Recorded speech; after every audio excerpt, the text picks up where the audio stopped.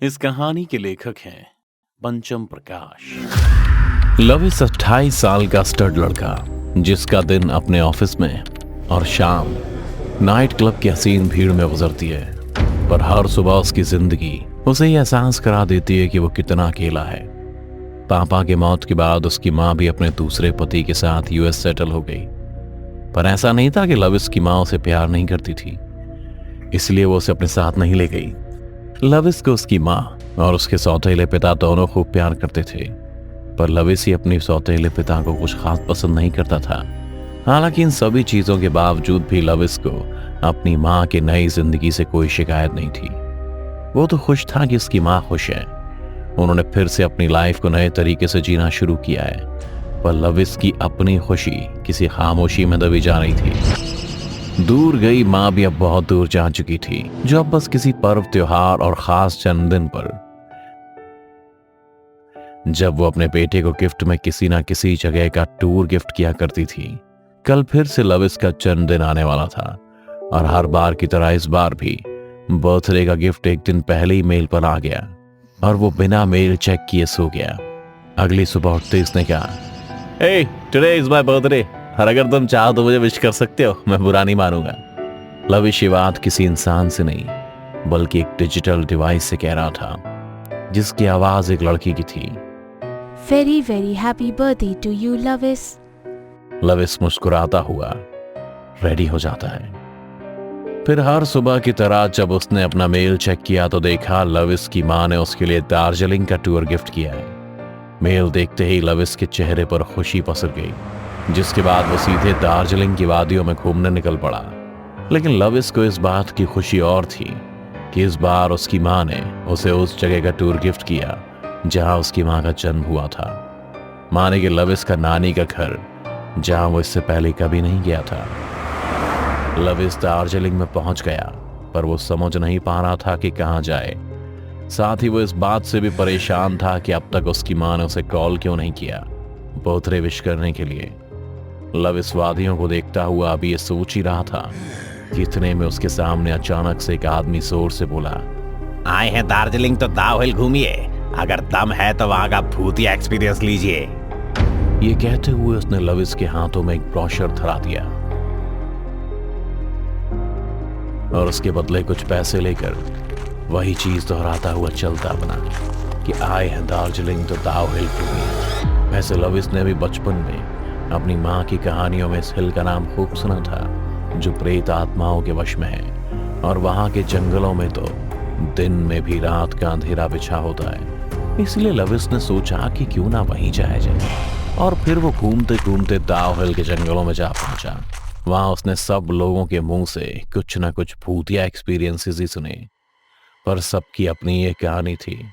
कोई जंगल में बच्चे की भूत के बारे में बताता, तो कोई विक्टोरिया बॉय स्कूल में गूंजने वाली चीख के बारे में। धीरे धीरे लविस को भी इन भूतों की कहानी में मजा आने लगा था, इसीलिए वो दाव हिल के पास फॉरेस्ट ऑफिस के लिए जो रोड गुजरती है वहां चला गया, क्योंकि इस रोड को सभी डेथ रोड के नाम से जानते हैं, और यही वो जगह है जहां से ना जाने कितने ही लोगों ने बच्चों को घूमते हुए देखा है, जो देखते ही देखते कहीं जंगल में गायब हो जाते थे।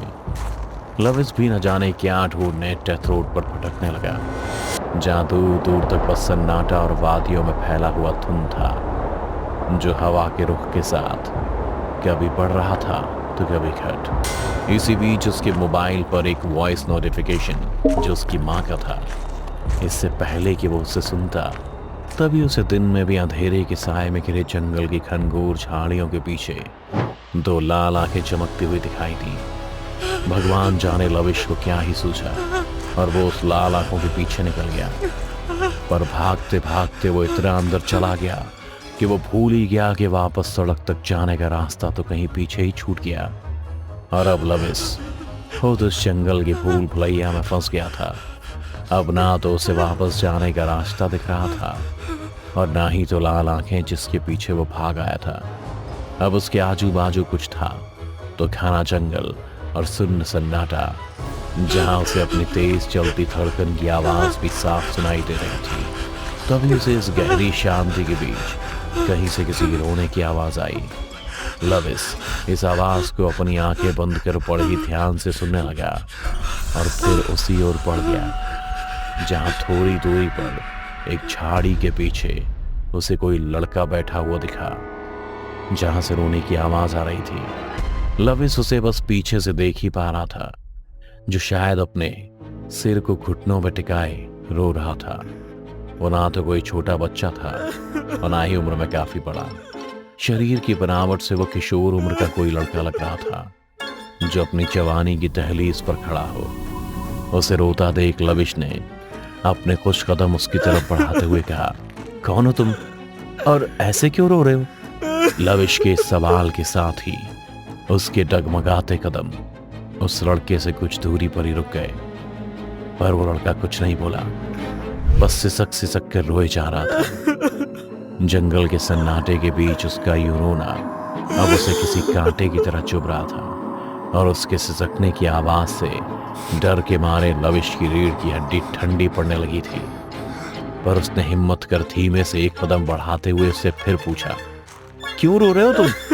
लविश के दोबारा पूछने पर इस बार सिसकने की आवाज से कुछ शब्द फूटे।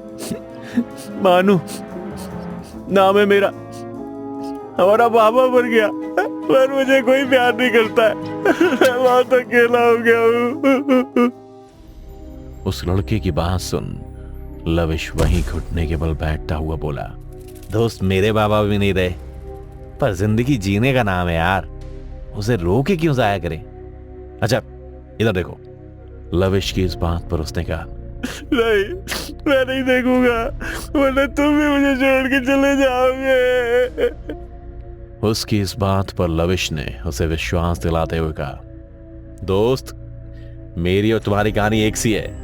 देखो ना, आज मेरा जन्मदिन है, फिर भी मैं आज जंगल में अकेले हूं और तुम भी अकेले हो, फिर मैं क्यों जाऊंगा छोड़कर? पक्का नहीं जाओगे ना?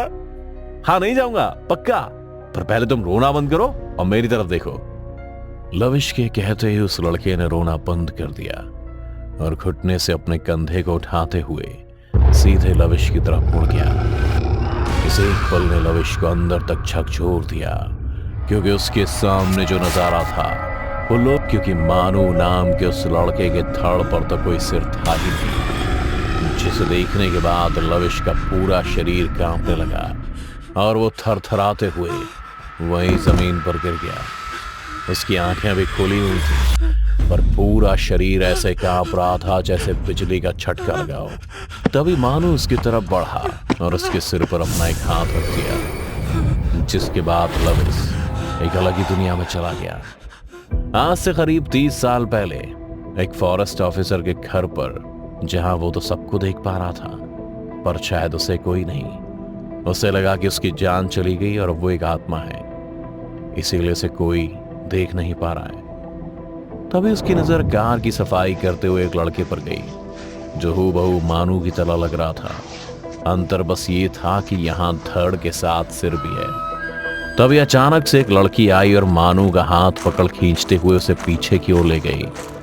वो लड़की मानू से उम्र में कुछ बड़ी लग रही थी। ये क्या हो रहा है ये देखने के लिए लविश भी उनके पीछे चला गया और घर के पीछे की तरफ बने एक कमरे के अंदर झांक कर देखने लगा।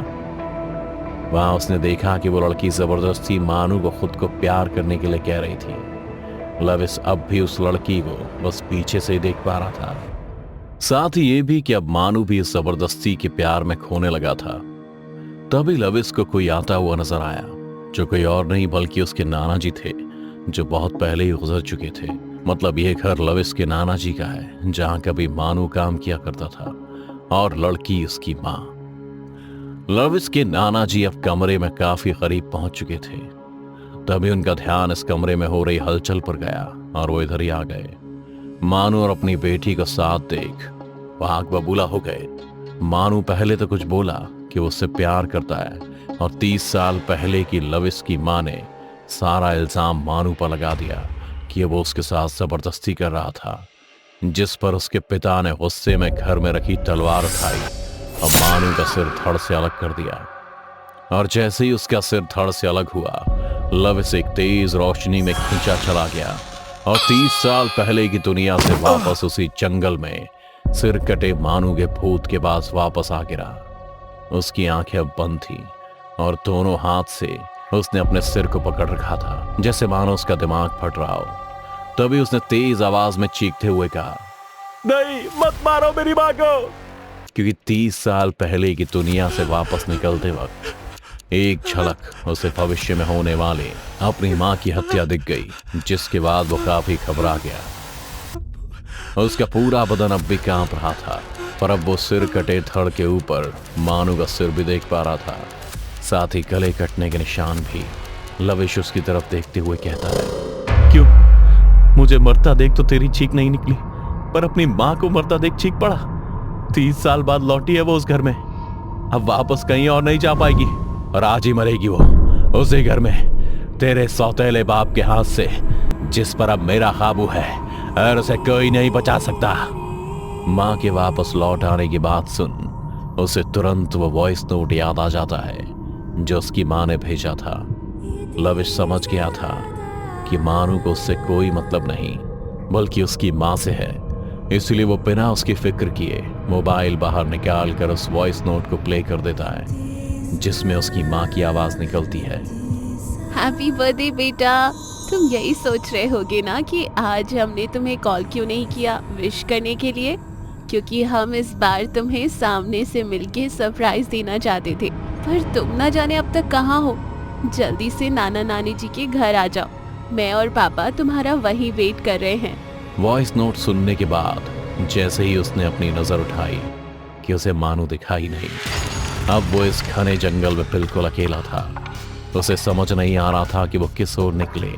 फिर बिना कुछ सोचे समझे वो एक दिशा में दौड़ने लगा और किस्मत से उसे रोड भी मिल गई, जहां से वो सीधा अपने नाना जी के घर पहुंच गया। लविश अभी अपने नाना के घर की तरफ आया ही था और उसने देखा कि उसके घर के पीछे उसकी माँ उसी तरफ केक लिए बढ़ रही थी और उसके पीछे उसका सौतेला बाप, जिसने एक नजर लविश को देखा और मुस्कुराते हुए उसकी माँ की ओर तेजी से बढ़ने लगा। लविश को अब अपने सौतेले बाप में मानू दिखने लगा था जो उसकी माँ के खून का प्यासा था, इसीलिए लविश सीधा अपने सौतेले बाप की ओर दौड़ पड़ा। लेकिन इससे पहले कि लविश वहां पहुंचता उसकी माँ अंदर जा चुकी थी और ठीक उसके पीछे एक धारदार लंबी चाकू के साथ उसका सौतेला बाप भी। लविश भी अब उस कमरे के दरवाजे पर पहुंच गया और जोर से बोला, माँ, उनसे दूर हट जाओ। इससे पहले कि उसकी माँ कुछ समझ पाती, सौतेले बाप में छिपे मानू ने एक झटके में उसकी माँ के सिर को उसके धड़ से अलग कर दिया। माँ के सिर को कटता देख लविश चीखता हुआ बेड पर बैठ गया और जोर जोर से सांसें लेने लगा। तभी उसकी डिजिटल डिवाइस में से एक आवाज आई, लगता है तुमने कोई बुरा सपना देखा है। Take some water and relax and also very very happy birthday to you Lavish. Device की बात सुन लविश झुंझलाता हुआ कहता है, जस्ट शट अप यार। क्योंकि अब तक का ये खतरनाक मंजर उसके सपने में चल रहा था, जिससे वो काफी परेशान हो गया। पर उसने चैन की सांस भी ली कि ये एक बस पूरा सपना था। तभी उसने अपना मोबाइल उठाया जिस पर उसके मम्मी और पापा के कई मिस्ड कॉल थे।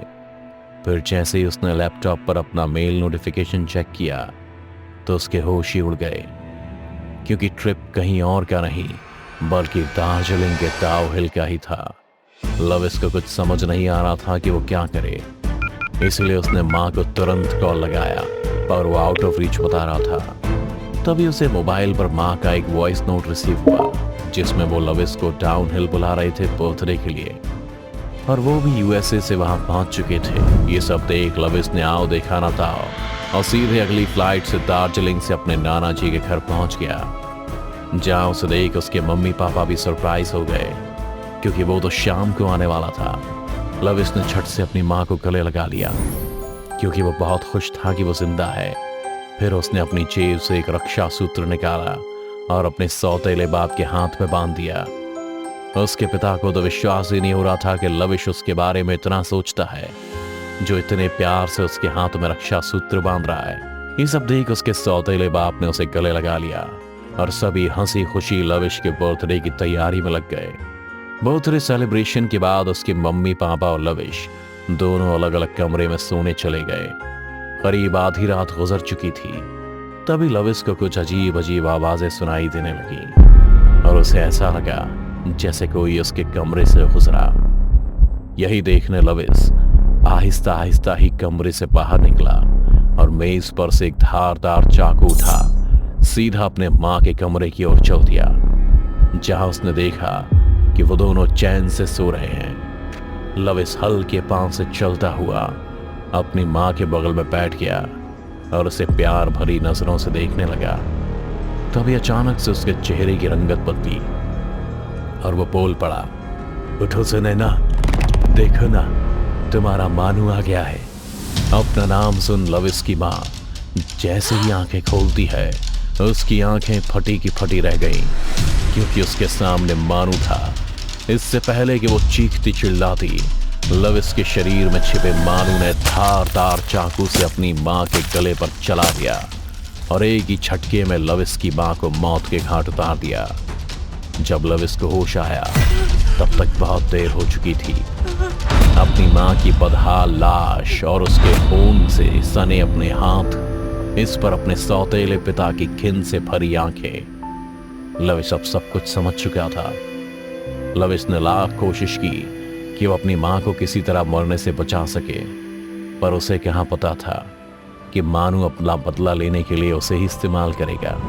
तब से लेकर आज तक लविस ने किसी से एक शब्द नहीं कहा। वो पहले भी अकेला था और आज भी अपनी मां के बिना जेल की काल कोठरी में अकेला ही सड़ रहा है। डर से भरी ऐसी कहानी को देखते रहने के लिए अभी सब्सक्राइब करें टोरो टीवी हॉरर हिंदी। और अगर आप चाहते हैं कि आपकी भी डरावनी कहानी देखें दुनिया वाले, तो अभी भेजिए अपनी कहानी टोरो टीवी के मेल एड्रेस पर। हो सकता है अगली रूह कपा देने वाली कहानी आपकी हो।